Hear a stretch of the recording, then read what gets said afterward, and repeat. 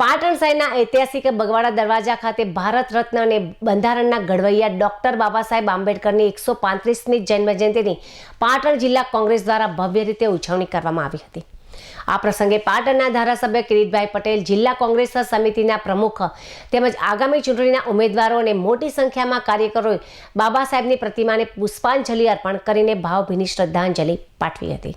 આજે દેશના સામાન્ય નાગરિકોને મળેલા મૂળભૂત અધિકારો છીનવાઈ રહ્યા છે। ભાજપ સરકારમાં સામાન્ય માણસનો અવાજ દબાવવાનો પ્રયાસ થઈ રહ્યો છે। બાબા સાહેબે એક મજબૂત અને અખંડ રાષ્ટ્રનું સ્વપ્ન જોયું હતું, પરંતુ વર્તમાન શાસકો ધર્મના નામે લોકોમાં ભાગલા પડી રહ્યા છે, જે લોકશાહી માટે અત્યંત જોખમી છે। ધારાસભ્ય કિરીટભાઈ પટેલે મીડિયાના માધ્યમથી રાજ્ય અને કેન્દ્ર સરકારને સ્પષ્ટ શબ્દોમાં વિનંતી કરી હતી કે બંધારણની ગરિમા જાળવવામાં આવે અને તેના આદર્શોનું ચુસ્તપણે પાલન થાય। બાબા સાહેબના વિચારો મુજબના આદર્શ રાષ્ટ્રની સ્થાપના માટે તાત્કાલિક અમલવારી કરવામાં આવે। સામાન્ય જનતાના લોકતાંત્રિક અધિકારોનું રક્ષણ કરવાની જવાબદારી સરકાર નિભાવે તેવી પણ માંગ કરી હતી। આ કાર્યક્રમમાં પાટણ જિલ્લા કોંગ્રેસના હોદ્દેદારો, મહિલા પાંખના આગેવાનો તેમજ વિવિધ સેલના પ્રમુખો અને મોટી સંખ્યામાં નગરજનો હાજર રહ્યા હતા। તો વોર્ડ નંબર 10ના સક્રિય ઉમેદવારોમાં સમીમ બાનુ સુમરા અને મોહમ્મદ હુસૈન ફારૂકી ખાસ ઉપસ્થિત રહીને બાબાને પુષ્પાંજલિ અર્પણ કરી તેમને નમન કર્યા હતા। તો સમગ્ર વાતાવરણ બાબા સાહેબ અમર રહો ના નાદથી ગુંજી ઉઠ્યું હતું।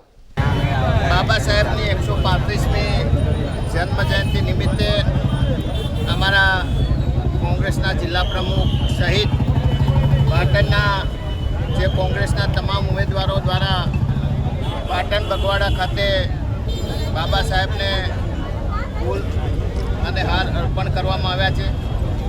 એમને શ્રદ્ધાંજલિ આપવામાં આવી છે।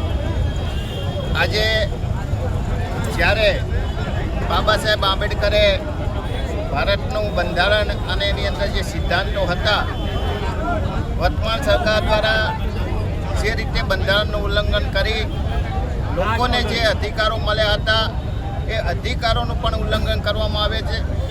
અને બાબા સાહેબે બંધારણની બનાવ એ મજબૂત બને, લોકોને સાચો ન્યાય મળે, એના માટેનું જે સ્વપ્ન જોયું હતું એ સ્વપ્ન મને લાગે છે કે આજે ભારતીય જનતા પાર્ટીની સરકારમાં તોડવાનો પ્રયાસ થઈ રહ્યો છે।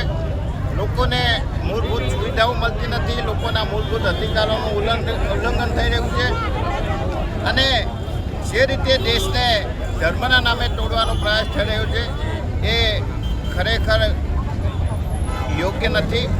આજે મીડિયાના માધ્યમથી રાજ્ય સરકાર અને કેન્દ્ર સરકારને વિનંતી કરીએ છીએ કે બાબા સાહેબ આંબેડકરે જે બંધારણની અંદર આદર્શો આપેલા છે અને જે આદર્શ દેશની સ્થાપના કરવા માટેનો જે વિચાર હતો એનો તાત્કાલિક અમલ થાય અને લોકોના અધિકારોનું રક્ષણ થાય।